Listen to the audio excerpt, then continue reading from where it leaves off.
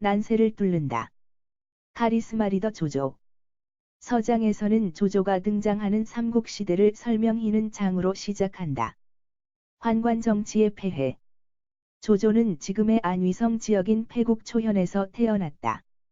조조의 유년 시기는 외척에 이어 환관들이 조정을 장악하고 매관매직 등을 일삼으며 백성들을 착취하던 시대로 백성들은 무거운 세금과 노역으로 더할 수 없는 고통을 겪어 호구는 크게 줄고 농토는 황폐해지는 등 나라 경제가 무너져갔다.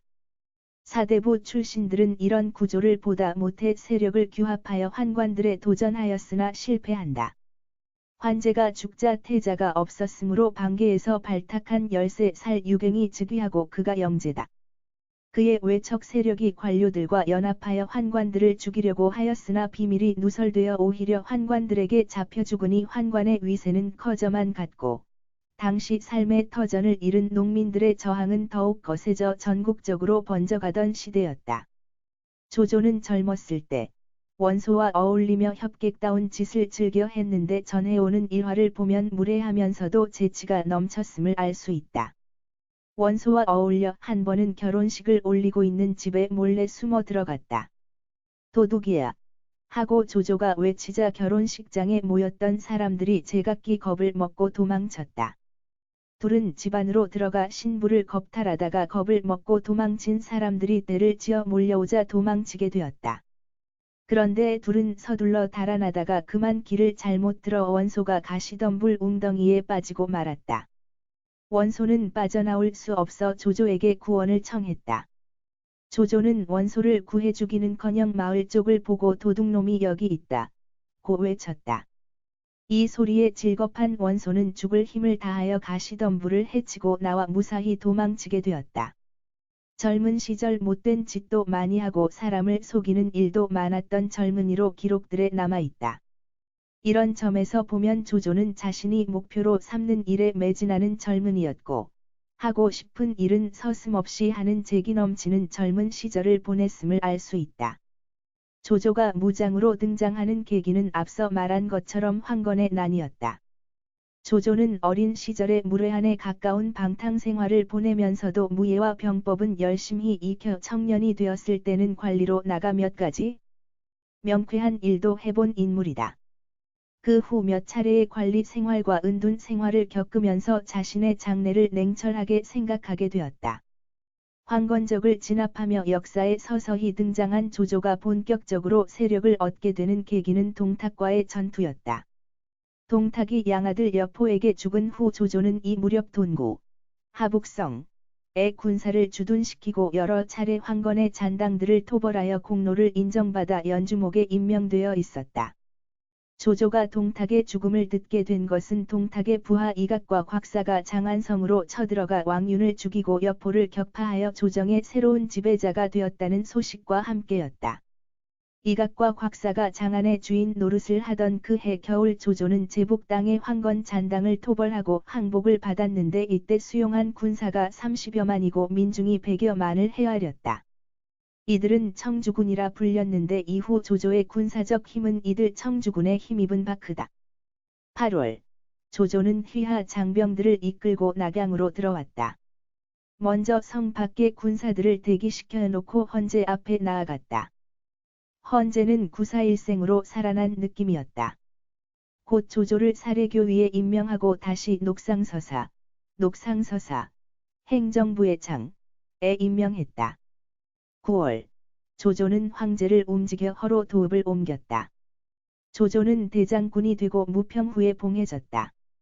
조조가 이렇듯 승승장구한 배경에는 유능한 인재들을 적재적소에 활용하는 용인술과 무엇보다도 둔전제에 의한 식량의 자급자족이 중요한 역할을 했다.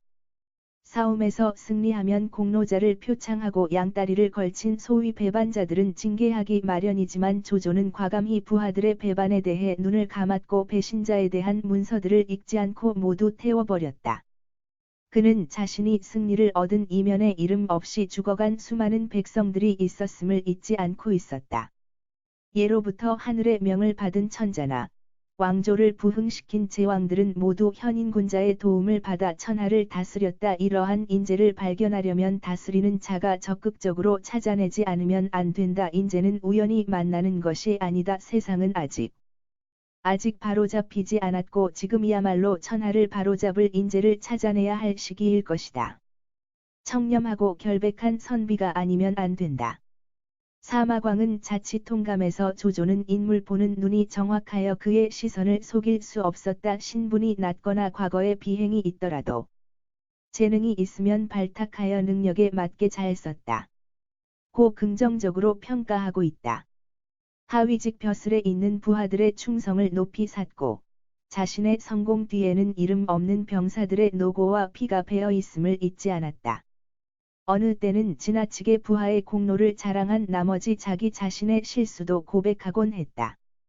막료들에 대한 조조의 칭찬은 지나칠 정도였다.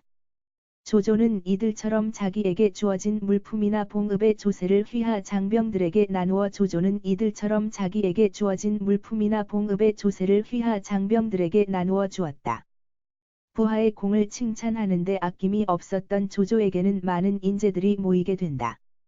조조가 승리할 수 있었던 원동력은 휘하 막료들의 뛰어난 지략과 장병들의 목숨을 건 분투였다.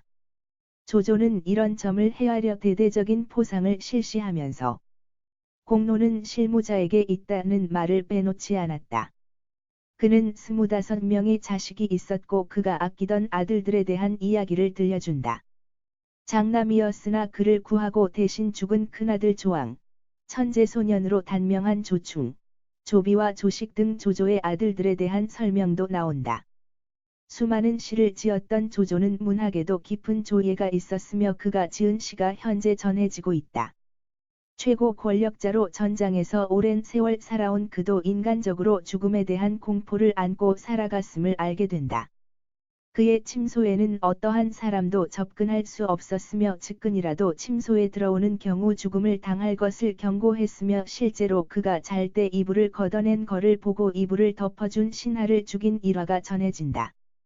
조조는 학문을 좋아하였는데 춘추전국 시대 관중이나 상황이 지은 부국강병에 관한 실용적 저서에 관심이 많았다. 조조가 내렸던 명령이나 글을 읽은 사람이라면 누구나 공감하게 된다. 그가 사용한 고사나 옛 인물들에 대한 이야기를 보면 특히 논어와 사기 등은 거의 외우다시피 했다.